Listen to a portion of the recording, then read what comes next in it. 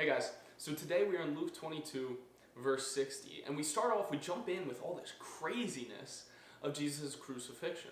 Right now he's being judged, he's led to Caiaphas' house, they're taking him on sort of a tour of Jerusalem, and to get a little bit of background of where we're going to pick up, we have to jump back before this, to the Last Supper, and specifically a part where Jesus is talking and says, hey, tonight my sheep will be scattered. And Peter being Peter is like, no way, Jesus, we're never going to leave you. How could your sheep scatter? And Jesus is like, okay, Peter, before the rooster crows, you will deny me not once, not twice, but 3 times. And Peter says, no, Jesus, surely I'll die with you. And Jesus just moves on. But Peter was so adamant about following God. He said what we always say, Jesus, I'll never turn from you. I'll never sin. I can never betray you. I'm always going to follow you, even to the point of death. And I like to think that we all would do the same. But frankly, we don't. And Peter's a perfect example.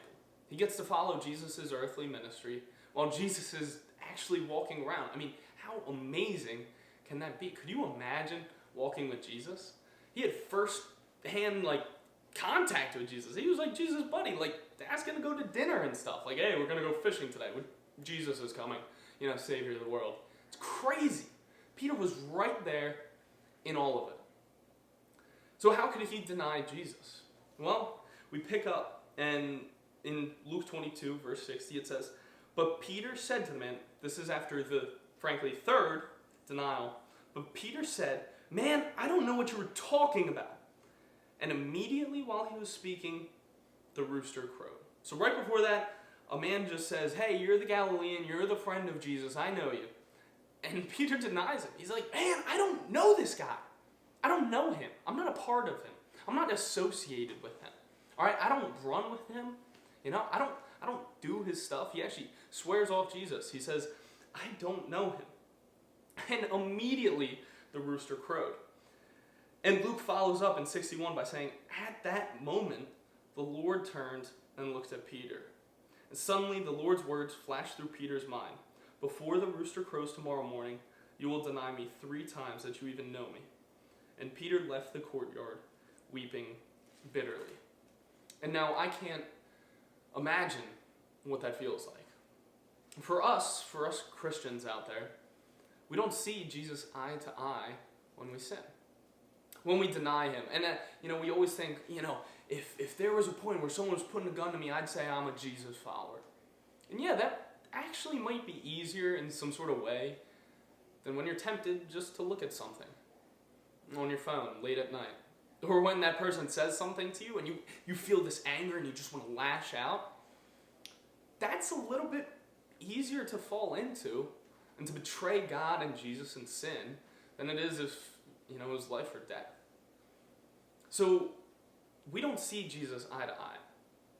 But I can't imagine what Peter felt when he sees Jesus, looks him, the Lord staring at him after he just denied him 3 times. But you know what the difference is? Really nothing, actually. For us, we don't see Jesus eye to eye. I can't look over and see him, but he's there. Are we as Christians going to say, because I sin, I'm not looking Jesus in the eye because he's not here? No, he's always with us. So it's the same for Peter when he denies Jesus as when we fall into those temptations and deny Jesus through our sin. Now imagine if in that sin, or at that moment of temptation, you looked over and there was Jesus watching you, just looking at you, knowing he's your Lord and Savior, and you look back at your temptation. Is it worth falling into that temptation and betraying Jesus for the sin? When you look to Jesus, do you see the hope that's in his eyes? The life that he provides. All that he can give you guys. And it continues on. After Jesus is risen from the cross, he comes back and he meets with the disciples. And he actually says to Peter, he says, "Oh, Peter, you are, and upon this rock I build my church." So Jesus said, hey, I know you're going to deny me 3 times. I know all that's going to happen. I'm still going to love you. And I'm still going to build my church when you're a rock. And now this isn't an excuse or a free pass for us to sin. This is hope. This is hope for the lost. That's us. The broken, that's us. Jesus didn't come to heal the healthy. No, it's not the healthy who need a doctor, but the sick. So Jesus is with you in your sin, in your temptation. He's there looking at you. And he wants you to pick him. Jesus is always there. Jesus is your hope. And Jesus is what gives us life every day, every single day. So in your temptation and as we go through this week, I want us to realize and, kind of just proactively think about it. And Jesus is with us. So when that thing comes along, let's turn our eyes to Jesus. Let's focus on him. Let's redirect our attention to his ways. I love you guys. Let's have a great week.